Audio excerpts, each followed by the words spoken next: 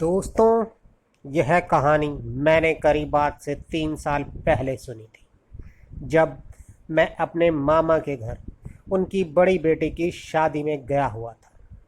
उस दौरान मैं, मेरी मामी और मेरी सारे भाई बहन रात में देर तक बैठे बातें किया करते थे। और एक दिन ऐसे ही बातें करते करते हम सब भूत प्रेत के बारे में बातें करने लगे। उस वक्त रात के करीब 8 बज रहे थे। सब लोग अपनी झूठी सच्ची कहानी सुनाने में लगे हुए थे, लेकिन हम लोग, यानी कि मैं और मेरी मामी, हमको समझ आ रहा था कि कौन सच बोल रहा है और कौन झूठ। और फिर मेरी मामी ने हमको अपने गांव की एक सच्ची कहानी सुनाई। पर दोस्तों, कहानी सुनने से पहले अगर आपने हमारे channel horror stories by Ritesh को अभी तक सब्सक्राइब नहीं किया है, तो हमारे चैनल को अभी सब्सक्राइब करें और साथ ही लाइक और शेयर करना ना भूलें, क्योंकि दोस्तों, मैं आगे भी आपके लिए ऐसी सच्ची डरावनी कहानियाँ लाता रहूँगा। तो आप सब अपने अपने हेडफोन लगाएं और खो जाएं खौफ की दुनिया में। दोस्तों, मैं आपको अपनी मामी जी के गांव का नाम तो नहीं बता सकता। दोस्तों, मामी जी ने बताया था कि यह उन दिनों की बात है जब अंग्रेज़ों का शासन बस ख़त्म ही हुआ था। मामी जी के गांव में एक मिश्रा जी का घर था। वह लोग ब्राह्मण थे। उनके घर में रोज़ रामायण का पाठ होता था और घर के बाहर पंचमुखी हनुमान जी की तस्वीर लगी हुई थी और घर के अंदर भी हनुमान जी की मूर्ति लगी हुई थी। वह लोग कभी भी पाठ करना नहीं छोड़ते थे। उसी दौरान उस गांव में एक घटना घटी थी। गांव में एक ग्वाले के बेटे के साथ, उसका नाम मदन था और उसकी उम्र करीब 15-16 साल थी। और वह खेलते खेलते एक शमशान घाट में पहुंच गया था। और कुछ देर बाद जब उसके दोस्त वहां पहुंचे और उसको देखा, तो वह लोग भागकर गांव में आए और गांव वालों को लेकर वहां गए। वहां पहुंचकर गांव के लोगों ने देखा, उस लड़के की आंखें पूरी ऊपर चढ़ी हुई थी और वह अपने माथे को जोर जोर से जमीन पर पटक रहा था। नीचे पूरी जमीन खून से भर गई थी। फिर गांव वालों ने उसे पकड़ा और पकड़कर गांव में लेकर आए। उन दिनों कोई ओझा भी उनके गांव के आसपास नहीं था, तो उन लोगों ने उसे एक पेड़ से बांध दिया और रात भर बस यही सोचते रहे कि अब उन्हें क्या करना चाहिए। उसके सामने जाने की भी किसी में हिम्मत नहीं हो रही थी। बड़ी मुश्किल से उसकी मरहम पट्टी की गई। उस लड़के के घर वालों का रो रो कर बुरा हाल हो रखा था। तभी ये खबर मिश्रा जी को पता चली। मिश्रा जी के बारे में एक और बात यह थी कि वो बहुत ज़्यादा ज्ञानी थे, पर उन्हें अपने ज्ञान पर बहुत घमंड था। वो उस लड़के के पास आए और कहा कि इसे मेरे घर के पास लेकर आओ। तो लोग उस लड़के को लेकर मिश्रा जी के घर के पास पहुँचे। वहाँ पहुँचने के बाद मिश्रा जी ने उस प्रेत को हटाने के लिए अपनी कोशिशें शुरू, और फिर उस भूत का बुरा हाल शुरू हो गया। मिश्रा जी ने उससे पूछा, तू कौन है, अपना नाम बता। तो वह लड़का उनके घर के आंगन के एक कोने में दुबक कर बैठ गया और फिर वह बोलने लगा, मैं इसको नहीं छोड़ूंगा, मैं अब यहीं रहूंगा, और भी ना जाने क्या क्या वह बोले जा रहा था। भूत को इतना डरा हुआ देखकर मिश्रा जी भी बहुत खुश थे कि वह भूत उनसे डर रहा है और फिर वह बोले, क्या हुआ, बस इतने में ही डर गया? तो उस लड़के के अंदर से वह भूत बोला, अरे बेवकूफ, तुझसे कौन डर रहा है? तू तो सिर्फ एक ब्राह्मण है और अभी तक सिर्फ अपने जनेऊ के कारण मुझसे बचा हुआ है। तो मिश्रा जी ने खींच कर उससे कहा, तू डरा हुआ नहीं है तो ऐसे एक कोने में दुबक कर क्यों बैठा है? मेरा मजाक उड़ा रहा है क्या? तो वह भूत वैसे ही डरते हुए बोला कि मेरा नाम तपन कुमार है और मेरी मौत एक ब्रिटिश सिपाही के हाथों हुई थी और मेरा क्रियाकर्म भी अच्छे से नहीं हो पाया और मैं तभी से भटक रहा हूँ। उसकी आवाज़ से ऐसा लग रहा था कि जैसे वह भूत बहुत दहशत में हो। तो मिश्रा जी ने अपनी बड़ाई में उससे पूछा कि तू तो बहुत डरा हुआ लग रहा है, सच बता, तू मुझसे ही डर रहा है ना? तो जो वह भूत बोला उसे सुनकर किसी को भी अपने कानों पर विश्वास नहीं हुआ। उस भूत ने बोला कि मैं तुझसे नहीं, तेरे पीछे जो खड़ा है मैं तो उससे डर रहा हूँ। यह बात सुनकर मिश्रा जी थोड़े से सहम गए और उसी सहमी हुई आवाज़ में पीछे मुड़ते हुए मिश्रा जी ने उससे पूछा, कौन है? बोल, कौन है वो जिससे तू इतना ज़्यादा डर रहा है?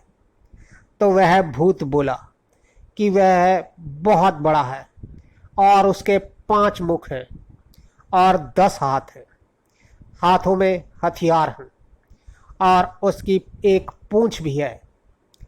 यह बात सुनकर सब लोग समझ गए कि वह स्वयं बजरंग बली है। सब लोग बजरंग बली की जय, बजरंग बली की जय के नारे लगाने लगे और तभी उस लड़के में से एक हल्की सी रोशनी निकली और आसमान में चली गई।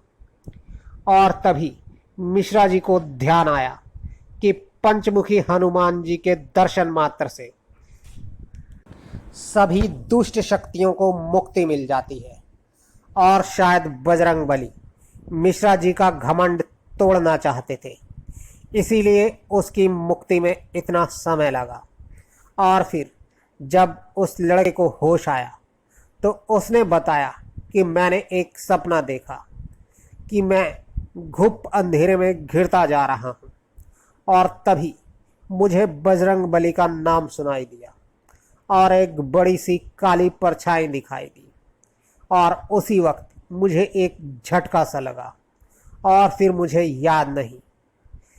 दोस्तों, मामी जी की यह कहानी सुनकर मेरे छोटे कज़न की तो हालत ख़राब हो गई थी और फिर वह भी मेरी तरह हनुमान जी की पूजा करने लगा। दोस्तों, अब चलते हैं आज की अगली कहानी की ओर। दोस्तों, ये जो कहानी मैं बताने जा रही हूँ वो हमारे पड़ोस की एक चाची के मामा की है और उनके मामा ने एक नया घर खरीदा था और वह घर उन्होंने एक ब्राह्मण से खरीदा था। वह घर बहुत अच्छा था और वह घर उनको बहुत सस्ते में भी मिल गया था। घर लेने के बाद वह लोग उसी घर में रहने लगे।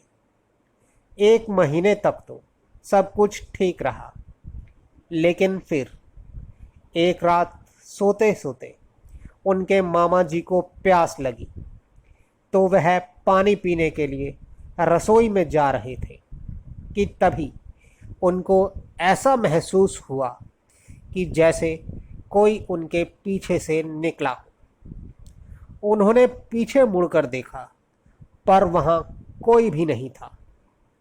फिर वह जब पानी पीकर वापस आ रहे थे तो उनको एक पायल की आवाज़ सुनाई दी। उन्होंने इधर उधर देखा पर उनको कोई भी दिखाई नहीं दिया तो वापस आकर वह बिस्तर पर लेट गए। लेकिन फिर थोड़ी देर बाद उन्हें फिर से वही आवाज़ सुनाई दी। आवाज़ से ऐसा लग रहा था कि कोई घर के चारों ओर चक्कर काट रहा है। इस आवाज़ से वह बहुत परेशान हो गए और पूरी रात नहीं सो पाए।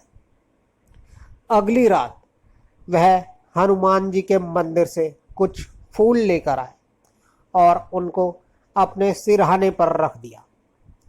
तो फिर रात में उनको ऐसी कोई आवाज़ सुनाई नहीं दी, तो वह रोज़ मंदिर से फूल लाने लगे। लेकिन फिर एक दिन किसी कारण की वजह से वह मंदिर से फूल नहीं ला पाए। तो उस दिन पूरी रात उन्हें वह पायल की आवाज़ सुनाई देती रही और एक परछाई भी दिखाई दी, जिससे वह बहुत ज़्यादा डर गए और पूरी रात हनुमान जी का नाम लेते रहे। और फिर सुबह होते ही मंदिर में गए और पंडित जी को बुलाकर घर में पूजा करवाई। लेकिन पूजा के बाद भी उस घर का माहौल अजीब सा डरावना ही बना रहा। फिर कुछ टाइम बाद उन्होंने भी वह घर खाली कर दिया और अपने पहले वाले घर में जाकर रहने लगे। लेकिन वहाँ भी वह सब जारी रहा और कुछ नहीं बदला। फिर एक दिन महाशिवरात्रि के दिन सब लोग कार में सवार होकर श्री श्यालम ज्योतिर्लिंग जा रहे थे। हैदराबाद से श्री श्यालम ज्योतिर्लिंग जाने वाले रास्ते पर एक जंगल पड़ता है। उनकी माताजी, जो कि कार में ही उनके साथ जा रही थी, उनको शिवरात्रि के दिन देवता आते हैं।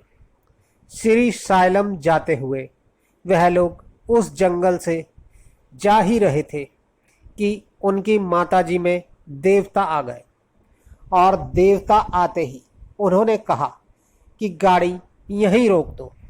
तो उन्होंने गाड़ी वहीं रोक दी। उनकी माताजी गाड़ी के अंदर ही बैठी हुई थी और अंदर बैठे बैठे ही वह कार से बाहर देखते हुए बोली, तुम क्यों इस परिवार का विरोध कर रही हो? तुम चाहती क्या हो? फिर उन्होंने कुछ बोला जो समझ में नहीं आया और फिर उन्होंने आगे चलने का आदेश दिया।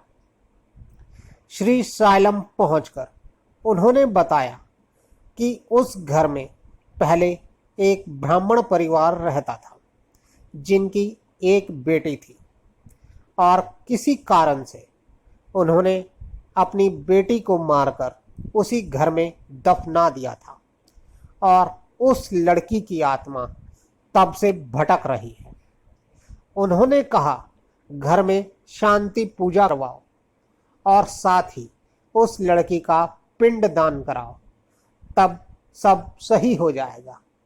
और फिर उन्होंने बिल्कुल वैसा ही किया और फिर उस दिन के बाद से उन्हें वहाँ कभी कोई परेशानी नहीं हुई। दोस्तों, अब चलते हैं आज की अगली कहानी की ओर। दोस्तों, मेरा नाम सौरभ सिंह है और मैं रांची का रहने वाला हूँ। अभी मेरी उम्र 24 साल है। मेरा गांव बिहार के मुजफ्फरपुर ज़िले में आता है और यह कहानी मेरे साथ मेरे गांव में ही घटी थी। मेरी नानी जी की डेथ हो गई थी और हम लोग उनके अंतिम संस्कार पर गए थे। मैं मुजफ्फरपुर सुबह 8 बजे पहुंचा और अपने गांव अजहोपुर की तरफ निकल पड़ा। वहां से मुझे अपनी नानी के घर पहुंचने में लगभग 2.5 घंटे का वक्त लगा और जब मैं नानी के घर पहुंचा तो वहां बहुत से रिश्तेदार आए हुए थे।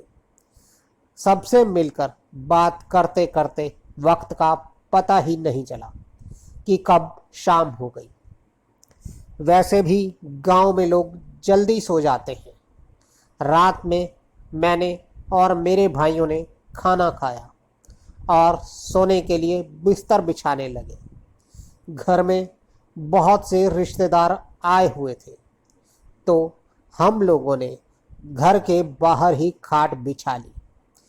गर्मियों के दिन थे, तो बाहर सोने में कोई दिक्कत भी नहीं थी। तकरीबन रात के 11 बज रहे थे। पूरे गांव में खामोशी छाई हुई थी। लंबा सफ़र करके मैं बहुत ज़्यादा थका हुआ था, लेकिन फिर भी पता नहीं क्यों मुझे नींद नहीं आ रही थी। मैंने अपना फ़ोन निकाला और गेम खेलने लगा। गेम खेलते खेलते मुझे कब नींद आ गई मुझे पता ही नहीं चला। लेकिन फिर रात में मेरी आँख खुली। टाइम पता नहीं क्या हो रहा था, लेकिन तभी किसी ने मेरे कंधों को हिलाकर मुझे उठाया। मैंने जैसे ही आंखें खोली तो देखा कि मेरे साइड में एक सफ़ेद रंग की परछाई खड़ी थी। यह देखकर मैं बहुत ज़्यादा डर गया। मैंने बगल में सो रहे अपने भाई को उठाना चाहा, लेकिन उसकी खाट मेरी खाट से करीब 1 फीट दूर थी। मेरी पूरी बॉडी सुन्न पड़ चुकी थी। मैं उठने की कोशिश कर रहा था, लेकिन हिल भी नहीं पा रहा था। मुझे ऐसा लग रहा था कि जैसे किसी ने मेरी पूरी बॉडी को जकड़ लिया है।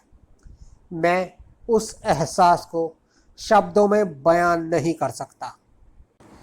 कुछ देर बाद वह परछाई मेरे पास ही खड़ी रही और फिर अचानक से गायब हो गई।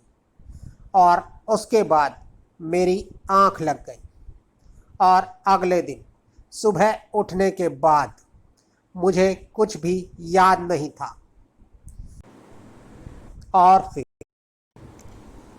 लेकिन रात होते ही मुझे पिछली रात की सारी बात याद आ गई और मैंने उसी वक्त जाकर यह सारी बात अपनी मम्मी को बताई। तो मेरी मम्मी ने मुझसे कहा कि ऐसा होता है 13 दिन तक, जब तक मरे हुए इंसान का क्रियाकर्म पूरा नहीं हो जाता। और हो सकता है तुम्हारी नानी तुमसे मिलने आई हो। लेकिन मैं इस बात से बहुत ज़्यादा परेशान रहने लगा कि आखिर उस रात मेरे साथ हुआ क्या था। और फिर मैंने नेट पर पढ़ा तो मुझे स्लीप पैरालिसिस के बारे में पता चला, पर मुझे आज तक समझ नहीं आया कि उस रात मेरे साथ जो कुछ हुआ था वह स्लीप पैरालिसिस था या कुछ और। दोस्तों, अगर आप इस बारे में कुछ बता सकते हैं तो मुझे कमेंट में ज़रूर बताएं। दोस्तों, आपको हमारी ये कहानी कैसी लगी कृपया कमेंट बॉक्स में ज़रूर बताएं। और अगर आप भी हमें अपनी कोई कहानी भेजना चाहते हैं तो डिस्क्रिप्शन बॉक्स में हमारा व्हाट्सएप और टेलीग्राम का लिंक है, जिस पर आप हमें अपनी कहानी भेज सकते हैं। हम उसे अपने शो में ज़रूर शामिल करेंगे। तो जल्द ही आपसे फिर मुलाकात होगी। तब तक